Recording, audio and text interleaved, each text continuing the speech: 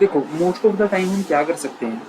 हम अगर चार्ट को समझना चाहते हैं, हम ट्रेंड को समझना चाहते हैं, हम क्या कर सकते हैं, हम ब्रश के साथ उस पर लाइन लगा के हम उसको ट्रेंड को एक पैटर्न बना सकते हैं। अनयूजुअल कैंडल को हम उसमें मेंशन करेंगे ही नहीं, रियल ट्रेंड को कैप्चर करेंगे, रियल मूवमेंट को, रियल स्विंग को कैप्चर करेंगे, उसके साथ ही हम वहाँ पर वर्क करेंगे। अब देखो लॉजिकली आप देखो यहाँ पे क्या हो रहा है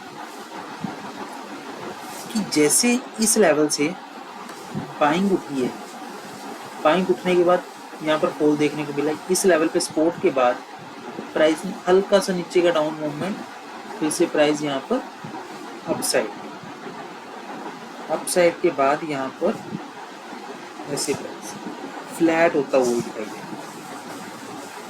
अब आप इसको अनयूजुअल मूवमेंट को कैसे कैप्चर करना है आपने, इसमें जैसे ही डाउन में आया अगेन यहाँ पर बाइंग की सिचुएशन बना के प्राइस नीचे, और उसके बाद यहाँ पर प्राइस ऐसे चला, ऐसे जाने के बाद अगेन प्राइस इस लेवल को टच करेगा, हल्की सी कंसोलिडेशन यहाँ पर देखने को मिल सकती है, देन फिर यहाँ पर मूविंग अपसाइड की मूविंग आपको देखने को मिलेगी क्लियरली। अब देखो अनयूजुअल चीज़ यहाँ पर ये वाली कटी है सारी, ये कटी है अनयूजुअल।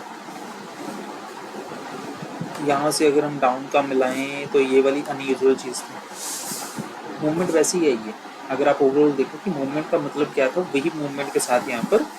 वर्क आपको देखने को मिले। किसी भी रैंडम आप किसी को भी देखेंगे आपको वो अनयूजुअल कल के लिए आपको मूवमेंट इजीली कैप्चर होती हुई दिखाई देती है। वोल्टास में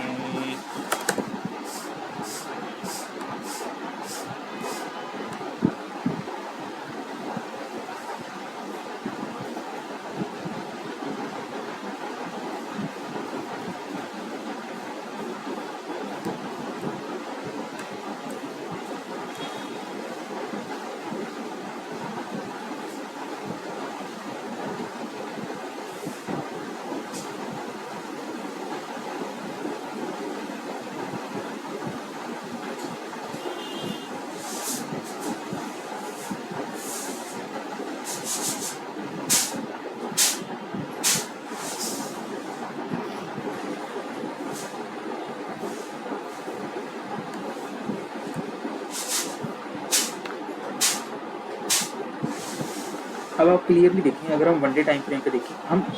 इस मूवमेंट को इग्नोर करेंगे, ये जो सी मूवमेंट है इसको हम इग्नोर करेंगे। देखो जैसे ही यहाँ पर डाउन की सिचुएशन आ रही है, उसके बाद फिर से अपसाइड के साथ जैसे यहाँ पर आया नीचे, यहाँ पर एक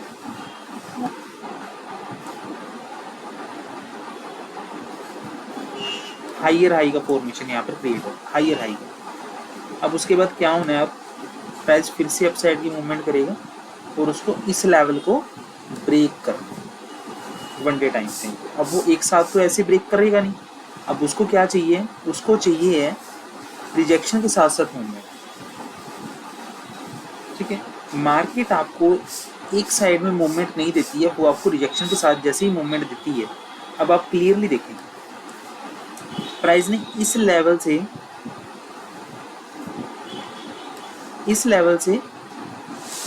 लेवल को टच करना था, वो वन वे अप जा सकता था, मार्केट कभी भी ऐसे नहीं जाती। तो इसमें क्या हुआ, बाइंग उठी है, रिजेक्शन आएगी, फिर से बाइंग हुई, यहाँ कंसोलिडेशन हुआ, बाइंग उठी, यहाँ पर प्राइस ने रिजेक्शन कर करके दिखाया,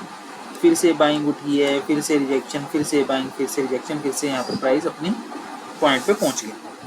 इसको यहाँ तक इस लेवल तक जाना था कंफर्मेशन के साथ, फिर से यहाँ पर लो ग्रीन के साथ यहाँ पर अगेन यहाँ पर फॉल देखने को मिला,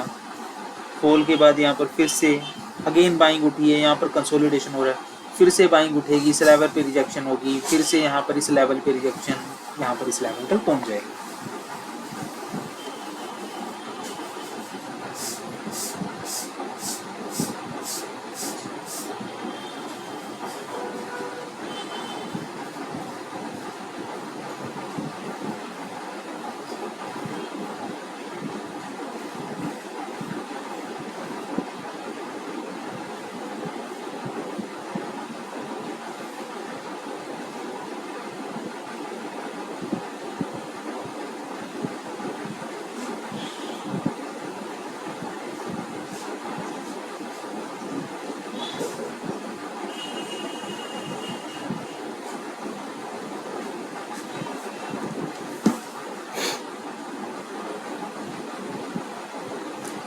अब हमें पता है कि हमारे पास जो सी यहाँ पर मूवमेंट आ सकती है हाइयर हाई को देखते हुए, जैसे इसमें भी हाइयर हाई, ये भी हाइयर हाई और ये भी हाइयर हाई, यहाँ पर हमें क्लोजिंग मिली है और कैंडल की फॉर्मेशन जैसी रिजेक्शन बना रही है, बट लिक्विडिटी क्या कह रही है यहाँ पर, प्राइस में लिक्विडिटी हमें क्या बता रही है कि प्राइस में अपसाइड का मूवमेंट आ सकता है।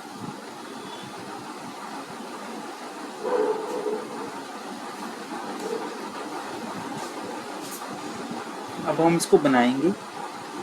और देखेंगे।